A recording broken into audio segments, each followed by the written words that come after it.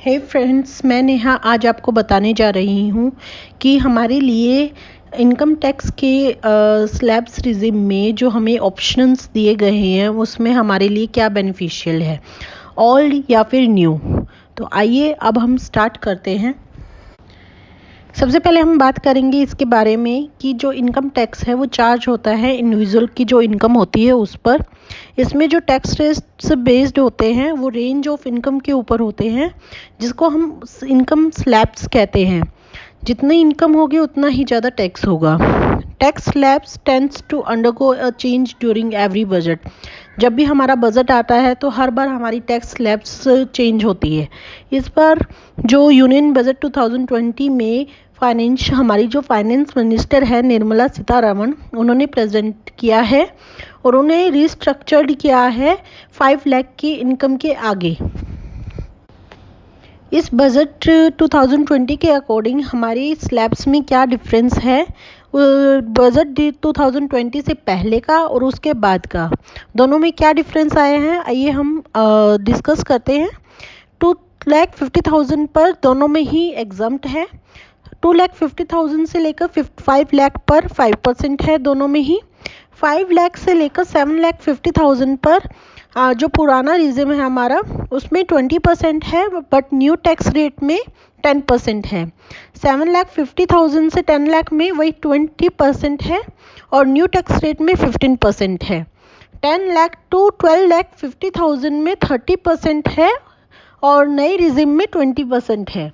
और 12,50,000 से लेकर 15 लाख में 30% है सेम, और न्यू में 25% है और अबव 15 लाख पर 30% है दोनों में।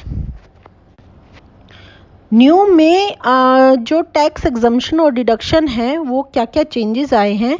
इसमें जो इंडिविजुअल है अगर वो नए रिजिम में अपना टैक्सेशन सेलेक्ट करता है फॉर फाइनेंशियल ईयर 2020-21 या उसके आगे, तो उसको जो कुछ एग्जम्पशन और डिडक्शन है वो गिव अप करने पड़ेंगे, मतलब उन्हें छोड़ने पड़ेंगे।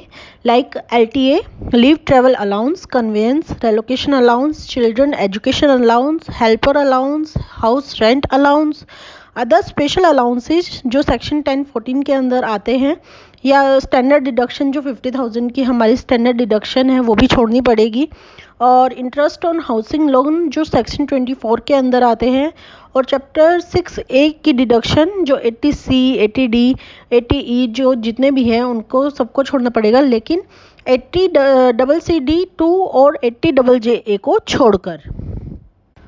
और क्या रहेंगे व्हाट स्टेज, कुछ 50 टैक्स एग्जम्पशंस है जो अनटच रखे गए हैं बजट में। वो इंक्लूड करते हैं स्टैंडर्ड डिडक्शन ऑन रेंट जो 30% का रेंट की जो रिसीव होती है उस पर जो स्टैंडर्ड डिडक्शन है। एग्रीकल्चर इनकम कोई भी लिमिट नहीं दी गई है। Income from in life insurance, अगर इंश्योरेंस कवर करता है 10 टाइम द एनुअलाइज्ड प्रीमियम।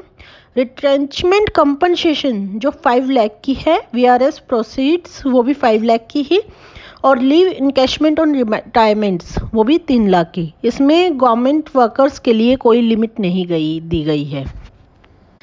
अब इस बजट के लिए इसमें क्या ट्विस्ट आता है, अगर हम न्यू टैक्स रिजिम की बात करें तो इसमें इनको 100 टैक्स एग्जम्पशन जो हैं वो सेक्रीफाइस करने पड़ेंगे, जिसमें 80C की डिडक्शंस भी इंक्लूडेड हैं। और जो propose slabs in the union budget है ये प्योरली ऑप्शनल है, आप सिलेक्ट कर सकते हो कि आपको ओल्ड टैक्स रिजिम में रहना है या न्यू में रहना है, और ये टैक्स पेयर के ऊपर फुली डिपेंडेबल है।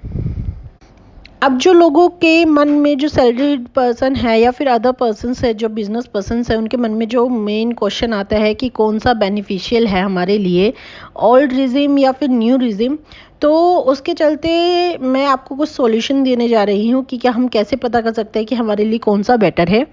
जो सैलरी टैक्स पेयर है उसके लिए ऑप्शनल है, वो चेंज कर सकता है रिजिम नेक्स्ट फाइनेंशियल ईयर में, और जब भी उसको ITR फाइल करनी है उसके टाइम पर। बट जो अदर SSC है वो चेंज नहीं कर सकते, वो बैक नहीं हो सकते हैं ओल्ड रिजिम की तरफ। तो उन्हें सोच समझ कर देखना पड़ेगा कि उनके लिए कौन सा बेनिफिशियल है और कौन सा नहीं है। Along with your income, the amount of tax saving investment and deduction will determine your tax outgo under the old.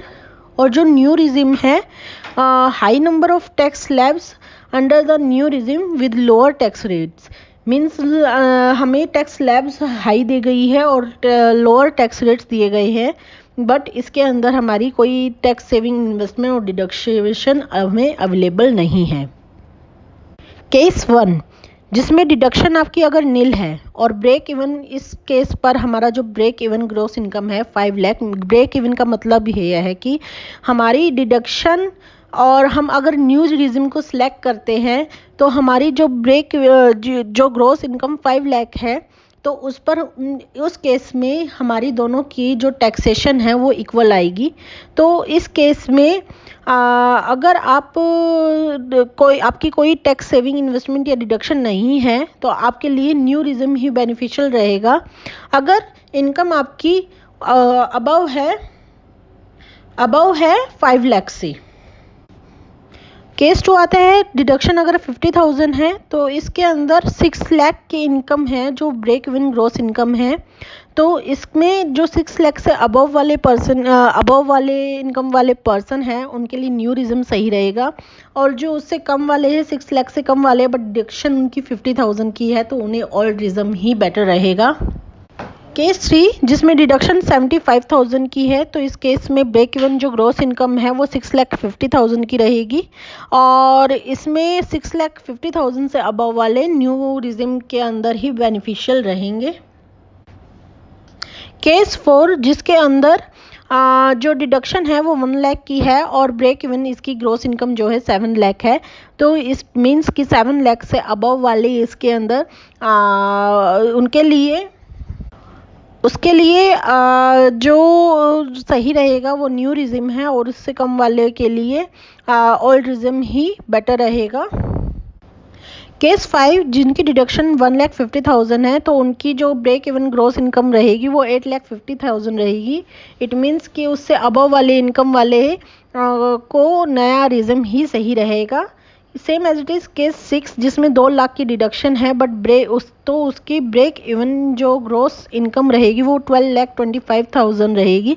उससे अबव वाले बट अप टू 15 लाख उनके लिए न्यू रिजिम ही सही रहेगा, बट अगर वो फेल हो जाते हैं मैच करने में डिडक्शन 2.5 लाख की, और 15 लाख से अबव वाले के लिए जो है जिनकी डिडक्शन 2,50,000 है बट उसकी 15 lakh break even gross income हो जाती है, बट फिर भी उनके लिए जो ओल्ड रिजिम है वही सही रहेगा वो उस चीज़ का, बिकॉज वो न्यू रिजिम में क्या है कि है ना उसका एडवांटेज वो नहीं ले पाएंगे, उनके लिए ओल्ड रिजिम ही बेटर रहेगा।